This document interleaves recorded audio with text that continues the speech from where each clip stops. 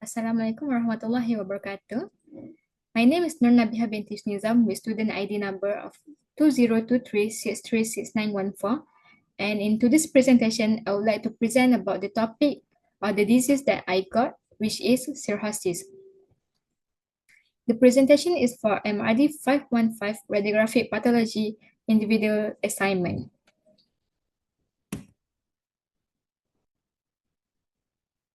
Okay, before we start, I would like to know if anyone of you know what is cirrhosis. Okay, I will explain first the introduction of cirrhosis. So, cirrhosis is basically a type of disorder that causes liver to become permanently damaged and scarred. A healthy liver tissue is replaced by scar tissue, which stops liver from functioning properly. So, when this cirrhosis worsens, the liver will start to malfunction and it is acknowledged as an irreversible form of parenchymal fibrosis and is regarded as the last stage of chronic liver disease. To add on the information, in the treatment of chronic liver disease, early detection of the liver cirrhosis and measurement of the percentage of hepatic fibrosis are crucial to avoid it become worsens. The next one is the etiology of cirrhosis. Etiology actually means the main causes of cirrhosis. What caused the disease cirrhosis? The basic causes of cirrhosis is cirrhosis is a chronic condition resulting from the inflammation and fibrosis of the liver. Fibrosis leads to distortion of the normal architecture of the liver and formation of nodules. This process happens very slowly, typically over decades, and leads to changes in blood flow through the liver as well as disruption of normal hepatocellular function. So I categorize the main causes of cirrhosis into two parts. The first one is the most common one, and the second one is the less common one.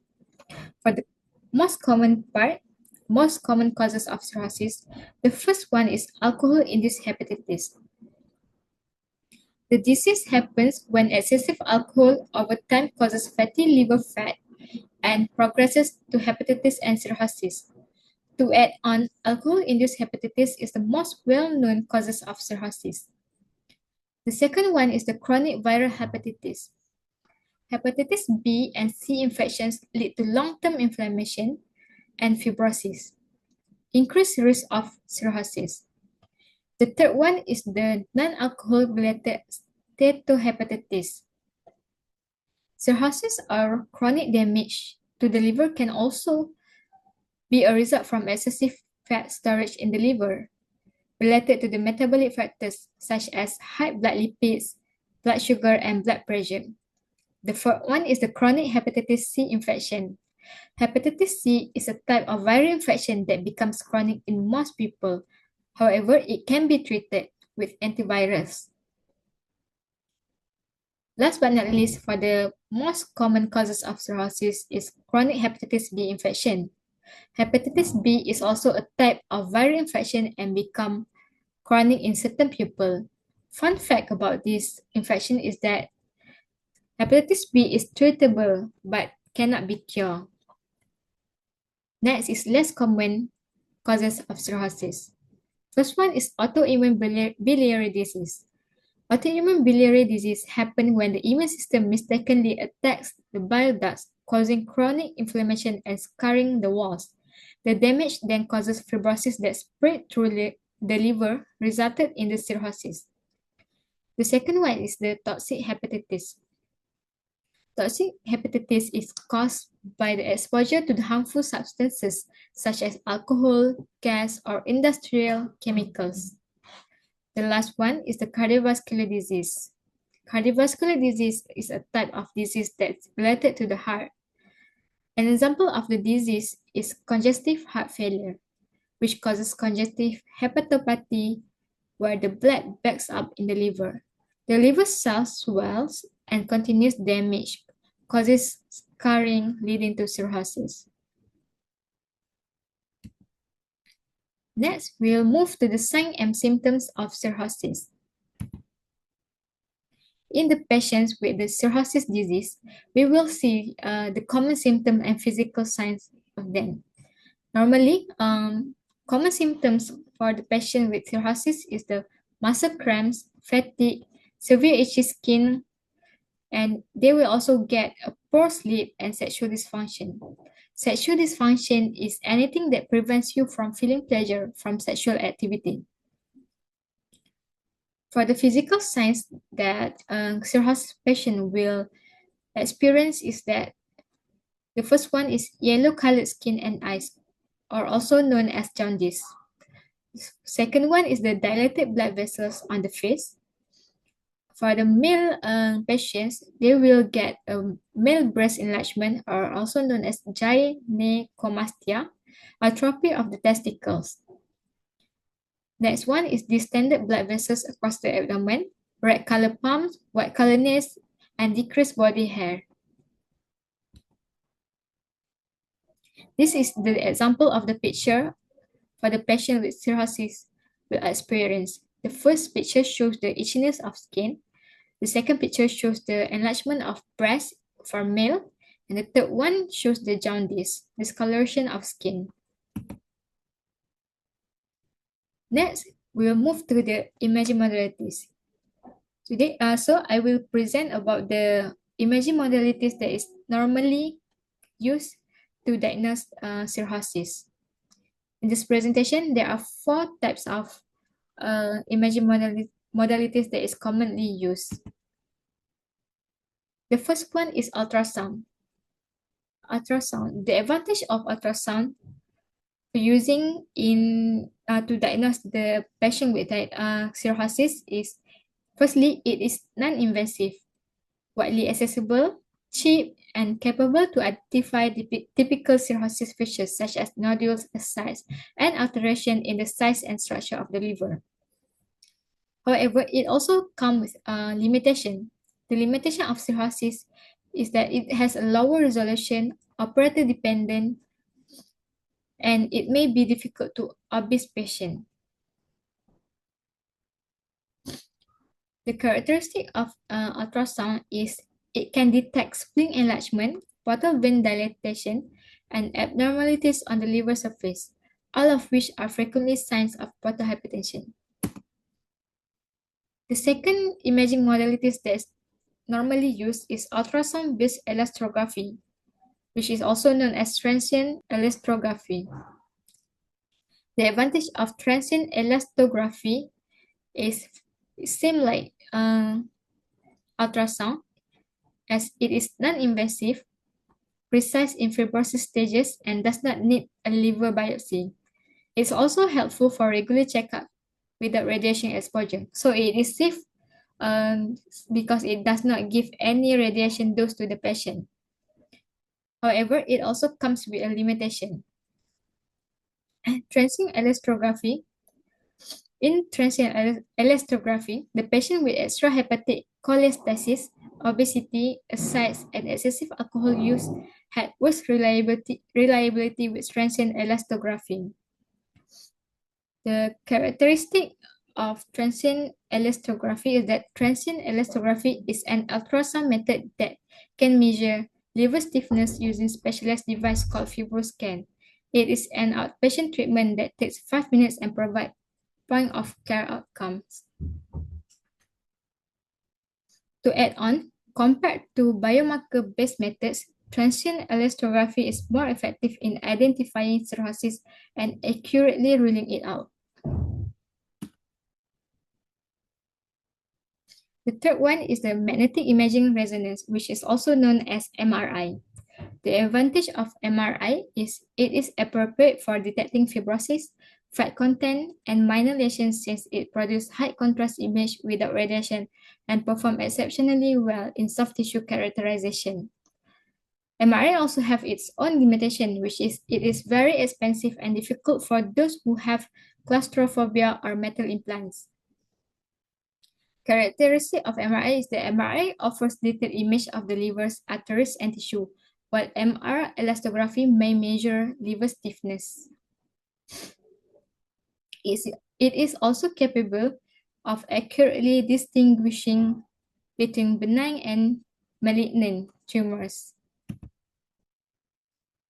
Last but not least, for the imaging modalities that is commonly used to diagnose cirrhosis is computed tomography, which is also known as CT scan. The advantage of using CT scan is it has a high resolution image of the liver and surrounding organs. Ultrasound limitation is that it is less suitable for routine follow-up since it uses ionization radiation and will give a lot of dose to the patient. It also requires the use of contrast agent, which are not recommended for those with renal illness. For the characteristic of CT scan can display vascular abnormalities, fibrosis, and liver morphology. It is useful for staging hepatocellular carcinoma as cirrhosis worsens and for detecting nodularity, ascites, and portal hypertension.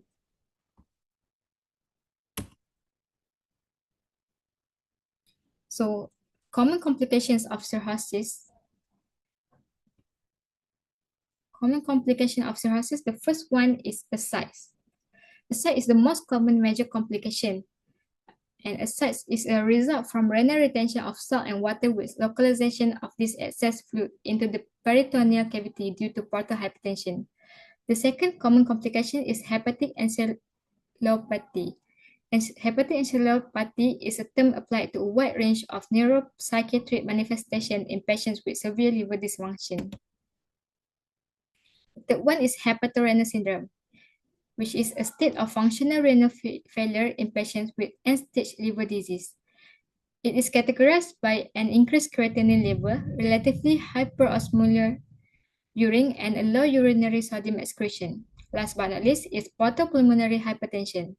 It is an increase in portal vein pressure which disrupts the normal blood flow. This leads to abnormal levels of certain vasoactive substances in bloodstream. Next is radiographic appearance of cirrhosis. The first one is the radiographic appearance of cirrhosis using a CT scan.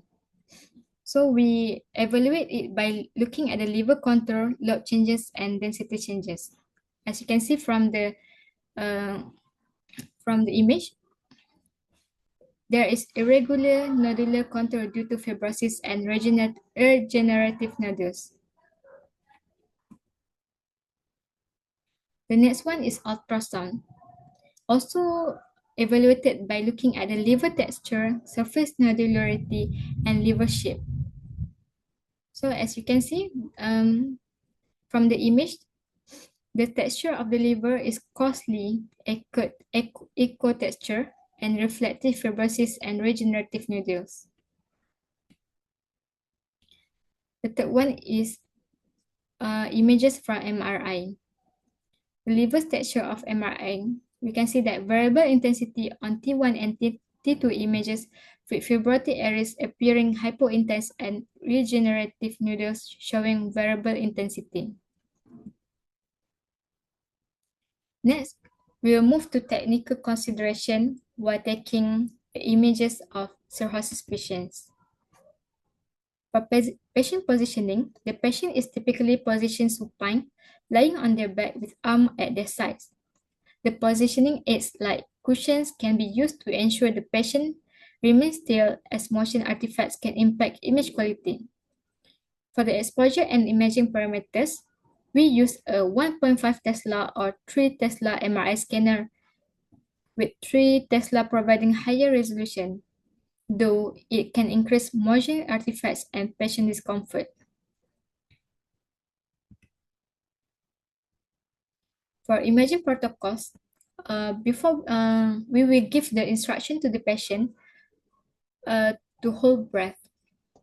This very critical because as the liver imaging is sensitive to respiratory motion, breath hold sequences are used to minimize the motion artifacts. Lastly, for slice thickness, this slice is recommended as it will improve the spatial resolution and ensure a comprehensive assessment of the liver parenchyma. So we have come to the conclusion. In conclusion, what can I conclude is that cirrhosis is a chronic progressive liver disease that causes liver dysfunction by replacing healthy liver tissue with scar tissue, or also known as fibrosis.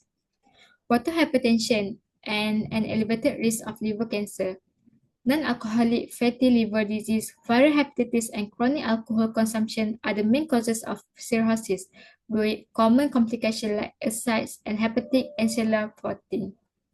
Muscle cramps, fatigue, jaundice, and atrophy in testicles are among signs and symptoms of cirrhosis. Imaging modalities such as ultrasound, CT, MRI, as well as transient elastography plays a very key role in diagnosis and in monitoring by assessing the disease stage, identifying the complication, and treatment planning.